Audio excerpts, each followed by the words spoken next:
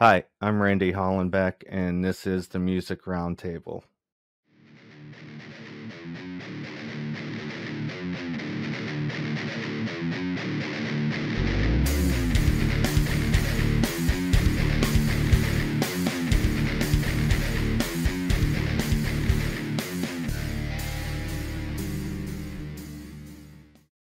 Today on the show, we have Kyle Pfeiffer from Blacklite District.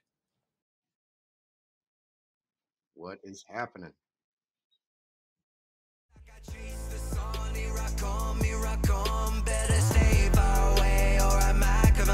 So much more to see, so much more to believe, so much more than the simple mind you want me to be. I'm cold as ice, I paid the price, I don't care. There's more of me, there's more of you, we're everywhere. I gotta be the one to kill this flame. I will go insane, living life in the wrong lane. I'm cold as ice, I paid the price, I don't care. There's more of me, there's more of you.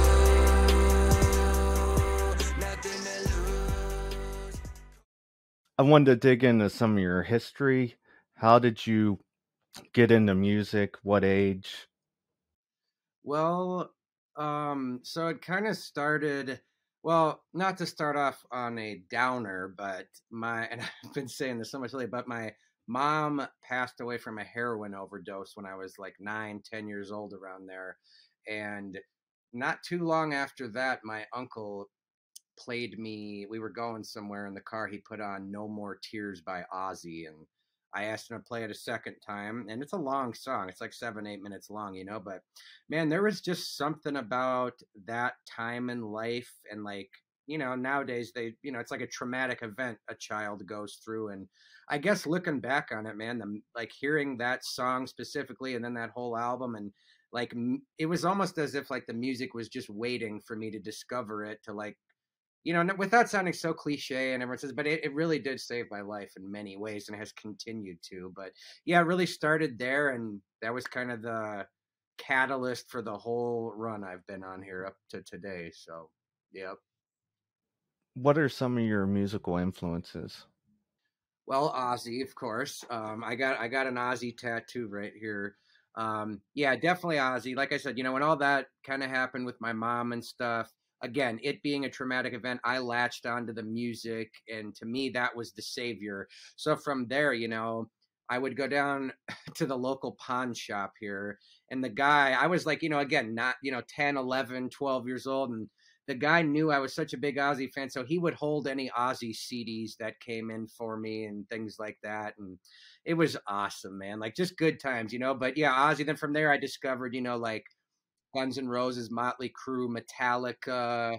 Later on into things like Linkin Park and so on. And yeah, man, it was just, the Prince of Darkness, the Godfather of heavy metal, man. He definitely got me in the scene. So it's awesome though.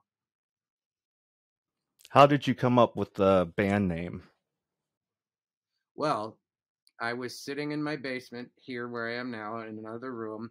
And again, teenager, 16 years old, had a bunch of friends from school, and we had our little band here, and we'd jam. And my grandma would always come. There was a light switch at the top of the stairs, and it would basically shut the power off to the whole basement. So I can't count how many times we'd be in the middle of jamming, and the power would just shut off, and you'd hear, "Turn it down," blah, blah, blah. So after a while, we had to stop one day, and we all had our notebooks, and we're coming up with little band names. And, once in a while, you'd get a serious one, you know what I'm saying? But I don't know. I just kind of thought of, at the time, it was like, oh, the red light district. Everyone talked about that, like in Amsterdam, and how cool it'd be to go there. So I said that. And then my other friend was like, dude, let's make it metal, like Black Sabbath, like Blacklight District. So of course we changed the spelling a little bit. Blacklight, one word, Lite. And yeah, other than that though, there's really like no meaning. It's kind of stuck. And a couple years ago, I had a song, 3, 4 years ago now, I had a song called Cold as Ice go viral on YouTube, and it's done like over 100 million streams now. Top 30 on the charts in 10 countries, blah blah blah. But when that happened, I noticed a lot of fans on YouTube. They pretty much thought I was just one guy named Blacklight District, like as a solo artist, like The Weekend or something. It's like a name that doesn't really sound like it's one person, you know what I mean? But and at first it was kind of weird and it kind of bothered me, but I just kind of went with it. So yeah, really the last like 5 years, I mean, I pretty much do all this anyway. So yeah, Blacklight District is basically me, like Kyle Pfeiffer or Blacklight District. And then now I have guys that play with me on the shows and tours and stuff like that. But it's crazy though, man, because so many things have happened for me like outside the box, non-traditional, you know. Um, so just all these different facets of the industry. But yeah, so that's pretty much how that came out, and here we are, you know. So technically, you're like a solo artist, and you have musicians come in and play with you. Yep. Yep.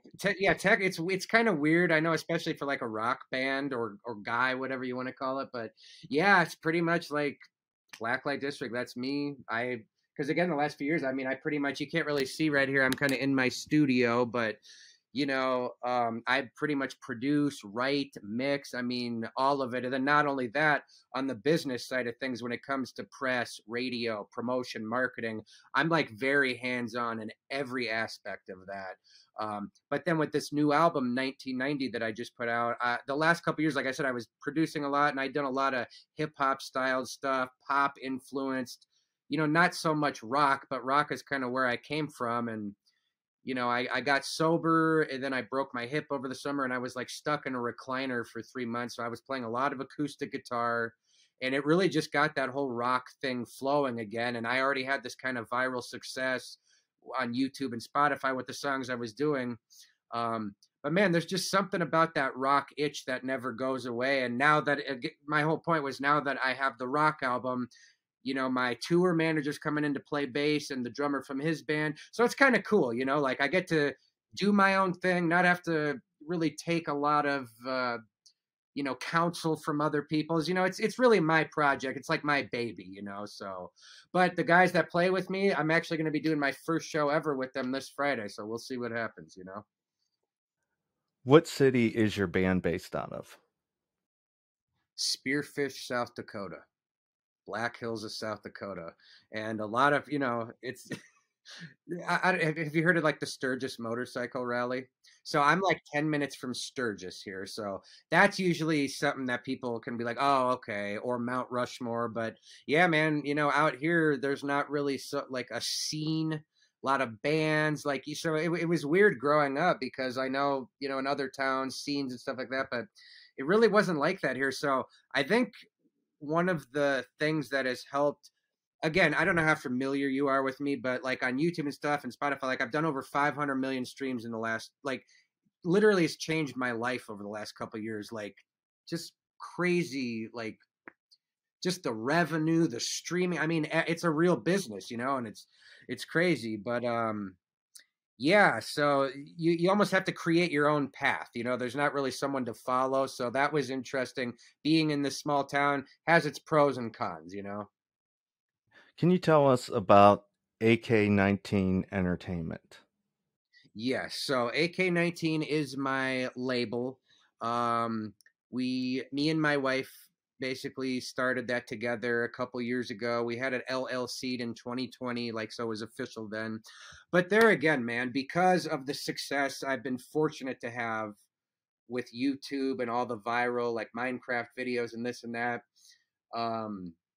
it just made sense to do it ourselves. So, in a little bit of context here, 6 months ago, I got offered a very high six-figure deal from a label out of Sweden for just my first two albums. They wanted to license them for 4 years. And I mean, the sum of money was, it was closer to $1 million than not. And the crazy thing is, though, like, I turned it down, after back and forth and this and that. But that was really the time when it was like, man, like people are willing to pay big money for this music because of the success that it's having in the digital world and with the Minecraft videos, especially because they end up trending, on YouTube. The one that came out, it's like 1.6 million in 2 weeks now. It did like 500K the first day. So there's interest, because it's a genuine revenue making artist, I guess. And so yeah, with my wife, we had her quit her salary job with benefits to come and like run AK19, do all the financials, the business side of it. So yeah, basically it's just my label, and we do all the promotion, marketing, everything goes through AK19. Might have other artists someday too. So it's just, again, man, I'm just a guy chasing my dreams and trying to enjoy life as much as possible. You know. Yeah, and you got the whole business side, right, where you have hands on everything, you know? Absolutely. Yep. And it's like experiences you learn. So, 6 years ago, my first album came out. I had the song called With Me Now. It got added to like Sirius XM Octane, smash hit on Octane, a big radio hit in the rock world. And the first year, I mean, the song made about 100 grand, and I was shocked because I was new to the business. And everyone tells you, oh, you can't make money, it's this and that, which is true to a point for certain. I get, everyone's different, but so then I started getting, again, even back then I was getting a couple of offers from managers. So my label and manager at the time got real offended at that.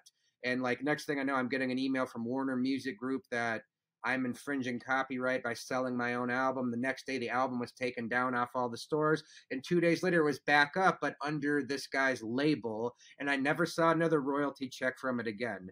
And so that was, you know what I'm saying? You just learn these kind of things as you go. So that's why nowadays I'm so much more into, owning, especially in the streaming age, owning the music is a bulk of the revenue. So if you're on a label or get it, like, it doesn't make any sense. And I know, especially in the rock world, a lot of artists, again, I'm not talking shit, but a lot of artists seem like they're stuck in the past. I want a deal. I want this. Like, no, you want to own your music and have it be very successful, because that's where it all comes from. So I'm an independent artist, and I plan to stay that way. When the pandemic hit and live music shut down for a year, what did you do during that time? I had my biggest pop single to date, actually. So there again, I'm actually glad you brought that up, because this is kind of cool. So I'm sure with all the interviews and stuff you do, and a lot of, probably most artists, you make your money on the road these days, like that. You know what I'm saying? I'm sure you hear that. Maybe I do a lot. But again, because of like the Minecraft videos I do, like they're so massive, and they have such a worldwide like following, and they just get so many views. So anyways, right when the pandemic hit, I had just put out this song Falling. Again, it did over 1 million views the first week, got up to number 3 trending on YouTube, only behind the PlayStation 5 announcement and the Bill and Ted movie trailer. Mine was the third most watched video in America that day, 800,000 views. That's impressive, man. I'm not going to lie. But from the context of seeing usually rap and hip hop and things like that on that chart. So I was just ecstatic that it was something rock based. But because of the virality of that song, there's a channel on Sirius XM called The Pulse, which is like a pop channel, Post Malone, Taylor Swift, all the pop stuff. And they added this song of mine, Falling, because of the numbers it was doing from this Minecraft video. And bro, I'm telling you, like the way your mind is blown when you're driving down and literally hear like Taylor Swift and Post Malone, and then, oh, holy shit, that's me with these pop artists that I've like never been in there before. And I was like, dude, oh my god, I think things are about to, you know what I'm saying? Like, you start thinking like, dude, am I gonna be like the next Post Malone or some shit, like this pop radio play? Like, what? You know what I mean? And oh my god, it was exciting, man. But yeah, the pandemic had shut everything down, but yeah, I had my biggest year yet with that song, and kind of rode the digital wave while sitting at home. It's interesting nonetheless. Now, after live music started coming back and you started playing out again, did you notice like the audience more engaged, like more energy from the crowd being live music returned? Man, I wish I knew, because I still haven't been back on tour since COVID happened. But here's what happened. So last August, again, Sturgis, there's a big venue called the Buffalo Chip. 20, 30,000 people. Kid Rock plays every year. It's a big deal for this area. So in 2020, during the pandemic, actually, I got to play the Buffalo Chip because all the major acts basically, were canceling, and I was kind of like a last minute fill in, but I was happy because I knew it'd get me in the door. So then last year, 21, they invited me back main stage to kick it off. And 2 months before I break my hip in two spots, I fracture my hip. And oh my God, that's a whole other scene right there, you know. But so I had to cancel the show. And literally, man, I'm just walking in the last 2 months here. So this coming Friday will be my first show in like 16 months or something like that. First show since I've even had some of these songs blow up. So, but I do have several tours in the works right now, and I'm excited to get back out there, hopefully ASAP. Like you, nothing's forever. Like you, some things just die. Like you, I am no better. Like you, we wait and see because like me, the struggle is real. The struggle is real. The struggle is real. Like me, the struggle is real. The struggle is real. The struggle is real. Ow, ow, ow, ow, ow. Like me, like me, like me. The struggle is real. The struggle is real. The struggle is real. Like me. I wanted to go into your albums. You have You're Welcome and not 1990 just released. And they're two very different albums. One's like hip hop, and 1990 is more of a rock album. Um, and you've had success on You're Welcome with the Billboard, hitting the Billboard charts a whole bunch of times. So I just wanted to ask you, when you were writing that album, how do you go about putting things in place like verse, chorus, bridge? Do you start out with a beat, or do you have lyrics, or how do you go about writing a song like maybe like The Struggle Is Real or Cold as Ice? How would you write something like that? So yeah, it can vary definitely when it's like the struggle is real. You know, it's more of like a beat driven song on that You're Welcome album, how you said like more hip hop and stuff. When it comes to songs like that, typically there's a beat, there's a bass line or some sort of, you know, like four chord change, like a let's say like a chorus section or a 4 bar piece of music basically. So it's like if the struggle is just like a down, down, do, do, do, do, do, what it is, you just kind of, you know, it was more like coming up with the like melody and like lead kind of things over like the few chords.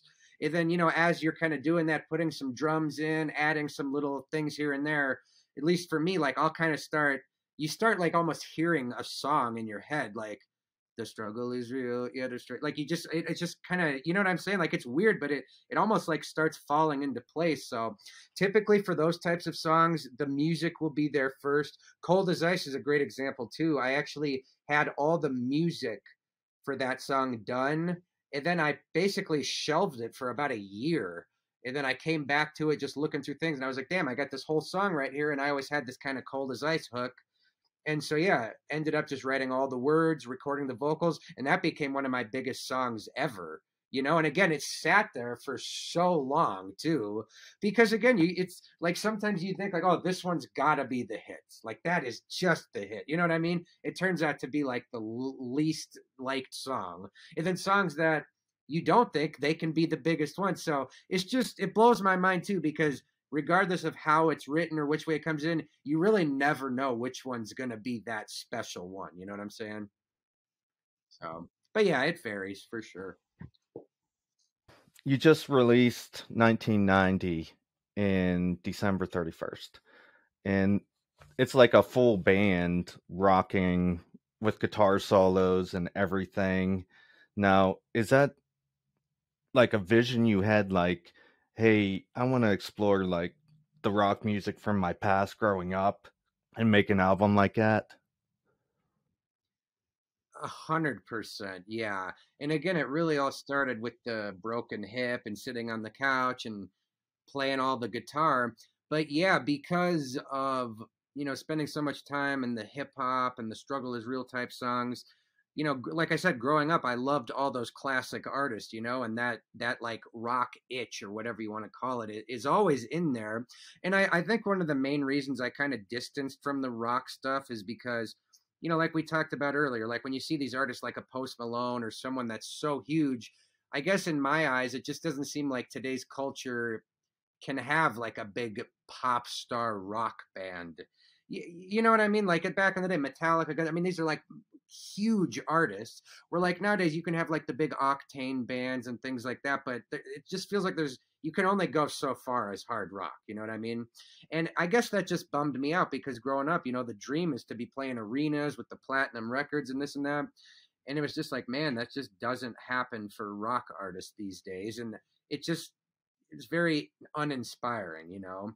But because of the success I had with some of these other songs and styles, and again, like 90%, I'm about to hit 200,000 subscribers on my YouTube channel, and something like 90 some percent of them are under the age of 18.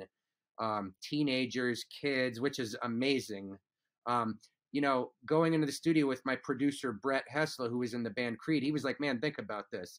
You love rock music. I know you want to have success with that, but think about your audience right now. You have all these kids and teenagers who are growing up with like hip hop and rap kind of being like the main thing. Like how you and I, we probably are used to hearing guitars and shit, you know, like that's what we know. But to a lot of these kids, that's not their thing. So an album like 1990 to you or I might sound like, okay, it's a rock album, nothing like outside that we haven't heard before.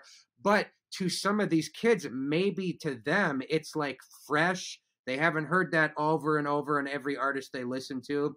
And I just thought, you know what? Now is the better time, being sober, clear headed, really make the music I want to make and I love and see what happens. And this song "Gotta Get Out of Here," the first single from 1990, is looking like it's on its way to becoming a big rock song. Sirius XM Octane just added it, so that'll start spinning this week over there. It hit number 12 on the Billboard Indicator Rock Chart, which is a secondary markets, just launched to the A-list markets and off and running, man. So, I mean, hey, it beats working at Burger King, you know? As a joke, no offense to anyone who works at Burger King, but, you know. There's something that I noticed about these two albums. Like, I think they're meant to be listened to from beginning to end. It takes you on kind of like a journey. For sure. Yeah, that and I'm really glad you brought that up too because so before that You're Welcome album, the last few years before then, primarily I just put out singles, like a new single every 6 weeks, let's say 6, 8 weeks, video, single, because there really is a method to the algorithms on YouTube and Spotify to releasing content. In fact, as an artist, you actually get rewarded more algorithmically when you release more consistent content versus just dropping one body of work because they have things on Spotify like the release radar. So people who follow you, that's their like weekly new music playlist. So the more you're kind of put into that system, the more you get grown and put out to more people. And, you know, if people are liking it, it introduces you to more people. And so again, that was a big topic of should we do singles? Should we drop the whole album? Should we put out, a good majority of the songs as singles and then save a few and put it out as an album? And I went the complete opposite old school way of like, really it was 2 songs released before the album and then the whole body of work because yeah, man, a couple months ago, maybe even just a month ago, Adele released her new album called 30. And because she's such a massive superstar, she somehow convinced Spotify to delete the shuffle button on albums to where if you click play, you have to listen to it in order. You know what I'm saying? Instead of shuffling around. And I thought that was so cool. Yeah, it's old school and stuff like that, but I think there is something special and magical, like what you said about taking that journey, going on the ride of that album, and really seeing what it's all about versus just trying to, always wanting to hear the hits. And believe me, I get that, of course. I mean, we all probably, we want to hear what we want. But as the artist, yeah, you want people to go on that journey, man. And I'm just glad that I can be alive in the year 2022 right now and have just put out an album still. So I hope people enjoy it and take a listen, My heart and soul is in that album, man. I'm telling you. I promise you that. What do you got planned for 2022? So, well, with the album just being released, that's kind of why I went with the December 31st release date, last day of the year. Plus, the album was a year title, 1990. So I thought that was like my own little corny, how cool. December, it's 1990. But so yeah, I'm doing the show this Friday, halfway sold out already, which is awesome in my hometown town of Spearfish. That'll be my first time again playing since this album's come out. Working on several tours right now, so gonna be out there on the road, probably more towards this spring and summer.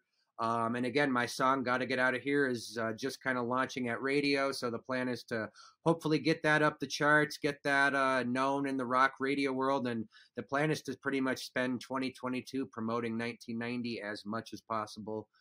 More Minecraft videos, more content in general. So one thing I should add is in March or so, I'm heading back down to Nashville to get in with Brett Hessla, who produced this album, and I'm going to record 6 more tracks, a couple acoustic versions, and a couple remakes for a deluxe edition of the album that I'll probably drop this summer. So, yeah, man, 1990, 2022. How could we get a hold of you? You can hit me on all the usual spots. I'm at Blacklite District. That's Blacklite LITE. On Instagram, TikTok, Facebook, at official BLD on Twitter. Follow everybody back on Twitter. And again, yeah, you can stream the music Spotify, Apple, iTunes, Amazon, all the usual places. And you can get physical copies at my website, blacklightdistrict.net. And I have to shout out the Music Roundtable. Really, again, appreciate you having me on, man. I love platforms like this that, again, get new artists like me a platform to talk about my shit. So, hell yeah. How did you get involved with the Minecraft? So I did a search on YouTube for me like 4 years ago, and I saw this anime video using one of my songs that had over 1 million views on it. And like something just clicked right there. I was like, that's interesting because it had nothing to do with music. It was like anime, It was like, wow, 1 million views on that song. And I guess I just started thinking like, so that means 1 million people or however, a lot of people heard that song while they were watching this. Maybe there's something to that. So I reached out to that guy, and he does these videos called Nightcore. And we partnered up and did a few and had a couple that hit 1 million views, and it was awesome. But I kept seeing these Minecraft videos recommended, and I would notice 20 million, 10 million, 30, like just crazy amounts of views. So I found one of the bigger channels I could find, sent him a DM, and he had somehow had happened to have heard of me from these other anime videos I did. And long story short, we basically partnered up. He's got about 2 million subscribers now. We did the first video. It did 1 million the first week. 3 weeks later, we dropped the second video, which was that Cold as Ice song. It did 3.5 million the first week. It was my first trending video. And man, from there, oh my God, I mean, literally hundreds of millions of views later. And again, over the last couple of years of doing it, we've done, I think, 10 videos over 3 or 4 years.